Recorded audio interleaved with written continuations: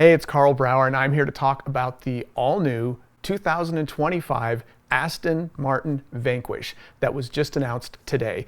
Yes, the storied British brand is bringing back what I would consider its most storied nameplate. And I'm pretty happy because I have some history, but we'll get into that in a second. First, let's talk about the new one that's just been announced. It's got a twin-turbo V12 that makes 824 horsepower and 738 pound-feet of torque. That's the most powerful Aston Martin that's ever been made. It's also got a 0 to 60 time of 3.2 seconds and a top speed of 214 miles per hour, which is the fastest Aston Martin that's ever been made. And there's a lot of good specs here. I'm looking at them right now. It's got an all-new chassis, of course, with a 3-inch increase in its wheelbase, and I'm excited about that because they did that same thing with the Aston Martin DBX that I drove recently and was happy with, and thought the minimal overhang, wheels pushed out to the corners, really worked well for that car. And I can see the engineers leveraging that same philosophy on this new Vanquish, and I think it's going to work really well. Of course, it's got carbon fiber bodywork and a carbon fiber drive shaft, pretty advanced stuff. There's also, they're claiming, an unprecedented combination of refined comfort, supercar performance, and pinpoint dynamics, which sets the new flagship apart and hits a new benchmark. Those are Aston Martin's words. Pretty powerful, pretty strong, pretty confident because of what they've been doing recently and how they feel like a kind of brand on the rise and in ascendance. I actually don't have any reason to dispute those claims, and it's probably going to happen. This is going to be their new Halo car. You know they're going to want to go all in. They are also putting in Bilstein DTX dampers, which they claim are going to have a very wide range of dampening and ride quality capabilities, taking advantage of the ability to have a bunch of different drive mode settings. You're going to change the settings in this car from more comfort to more performance or even track oriented, and it's going to really change the car's dynamics because these new dampers are supposed to be quite advanced. This is also the first Aston Martin with an electronic rear differential, or eDiff as they're calling it. And that's going to work with the 8-speed automatic to distribute power and torque to each of the left and right wheels based on things like lateral G-forces, steering input, and available traction. It's kind of like the all-wheel drive systems that'll apportion out power to the wheel that's best used to get the car around the corner and get traction, except it's only a rear-wheel drive car, so it's only happening on those rear tires. But it's a great way to enhance things like how quickly the car will turn in because it'll send more power to the outside rear wheel. So this will be the first time on a front-engine V12 Aston Martin that will see this kind of technology. There's also going to be 21-inch Pirelli P0 tires that are going to be custom-made to Aston Martin specifications for this specific car. There's going to be a full-length panoramic glass roof and a state-of-the-art infotainment system, which wasn't really the situation or the status of Aston Martins until the last few years, but their partnership with Mercedes-AMG has really upgraded their infotainment systems, and I'm sure this one will be using the best yet. This car is going to be limited to under 1,000 production units every year. I like that idea too because we like cars that hold their value, and when you have a limited production, that really helps. And so I think that's a good move on Aston Martin's part to have a Halo car that's also very hard to get and puts a little bit of higher demand than supply on the car and helps keep that resale value up. We always like that. Let's talk about the Aston Martin Vanquish from a nameplate history. This car first came out in 2001, and I was really fortunate back then. This was a while ago, but I was the editor-in-chief at Edmunds.com at the time, and I was able to get access to one of the first cars in the US. It was actually a dealership that was letting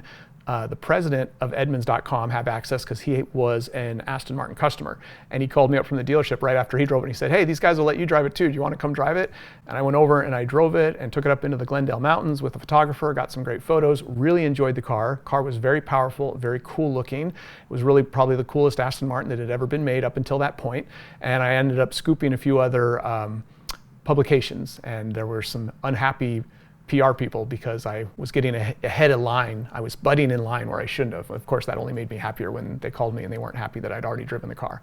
But anyways, the car was really fabulous, and I was so happy to have gotten access to it that early and really impressed and felt like, okay, this British brand that's been making cool cars for a long time is now making really supercar capable, top end, like top of the heap supercar look and feel and driving characteristics. If there was any weakness to that first Vanquish, it was that the interior materials were not ideal. There were a few plasticky pieces inside it. That was the worst you could say about it. And they weren't terrible, and it wasn't rampant throughout the interior, but there were a few areas here and there. That's all I remember about the car that wasn't 100% impressive and worthy of the name and worthy of the brand. Everything else was great on that car. Now, that car went away in 2007, and it didn't come back. The Vanquish nameplate didn't come back until 2012. It was reintroduced, and again, I have a great experience and history with that particular model because they had a press trip in Scotland for that car, and I got to go over there, and I was in Scotland for 5 days. We went and stayed on the shore of the Loch Ness, where the monster's supposed to be. We got to stay in a castle, an old castle that was on the shore of Loch Ness, and we got to drive the cars through Scotland. And it didn't even have any rain. It wasn't even cloudy or rainy, which is not common, as we all know, in the British Isles. The views outside the window were some of the best views I'd ever seen on a press trip, and the car was one of the most attractive cars I'd ever seen. It was a kind of magical press trip and a fabulous way to drive that car out in the middle of nowhere in Scotland. If you wanted to, I wouldn't have done this, but if you wanted to, you could go like almost 200 miles an hour out there. And I think some people on the trip, not me, but some people did do that in the car. And I guess they must have had a really good time. I just know I really had a great time on the trip myself.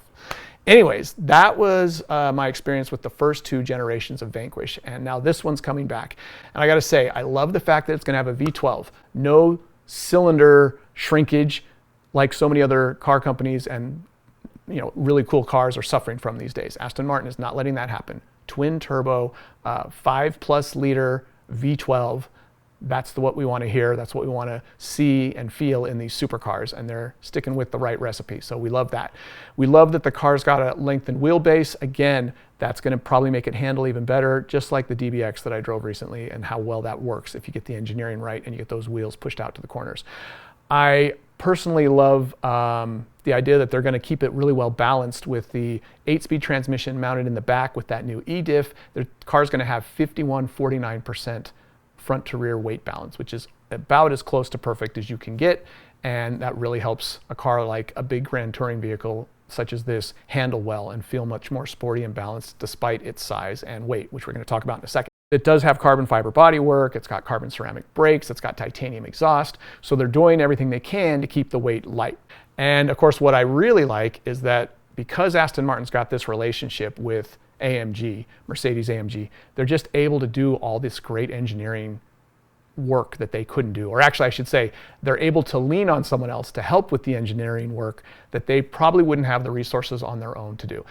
Mercedes-Benz just upped their stake from 5 to 20% in Aston Martin, so there seems to be a budding symbiotic relationship between these 2 brands, and how can that be a bad thing? That's Mercedes-AMG, they've made 1 or 2 performance cars in their history that have been rather successful and shown to be extremely well engineered, and to inject that kind of engineering might and capability into a brand like Aston Martin, I don't see any downside, and all the recent products would suggest that there is no downside. It's just nothing but upside by doing that.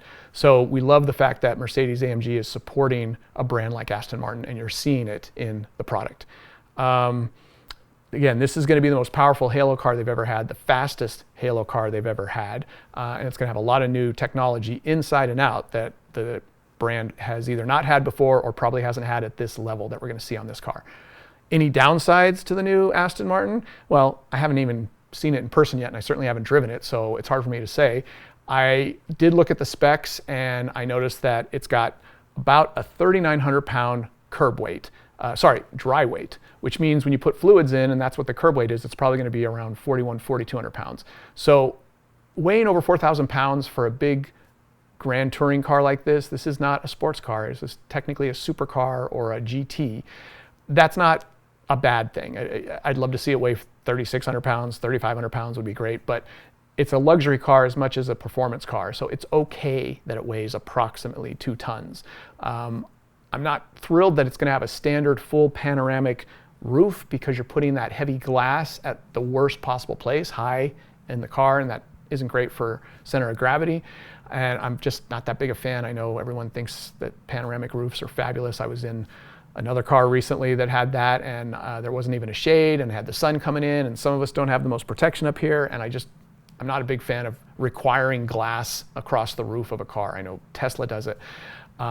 It's not the best place to put a lot of weight, which glass weighs a lot, and I don't particularly like to have unhindered sunlight constantly hitting me. No matter what they say the UV protection is with this glass, I can still feel it, and it feels hot to me to be sitting under that glass. So that's about it. I wish it weighed a little bit less, and I wish there wasn't the panoramic standard roof that apparently they're all going to have. Maybe they'll do in another year or two a like carbon fiber roofed one and make more of a kind of track oriented one. That would be fabulous. I would love to see that happen. But that's about it. Everything else I can see from this vehicle. I mean, look at this. It's a beautiful vehicle. These guys have the styling nailed. They've got one of the best looking SUVs on the market. They're smaller sports cars, beautiful, and now this is their halo car, and they've pulled out all the stops on making it look as good as it can, and it looks great. I think it's just a beautiful car back here. So we'll see them in the fourth quarter. Hopefully some of us might get to drive one even sooner. We'll see, but a brand new Aston Martin Vanquish back in Aston Martin dealerships in just a few months. Very exciting stuff. Can't wait to see them hit the road, and maybe I'll be behind the wheel of one way or the other sooner than later.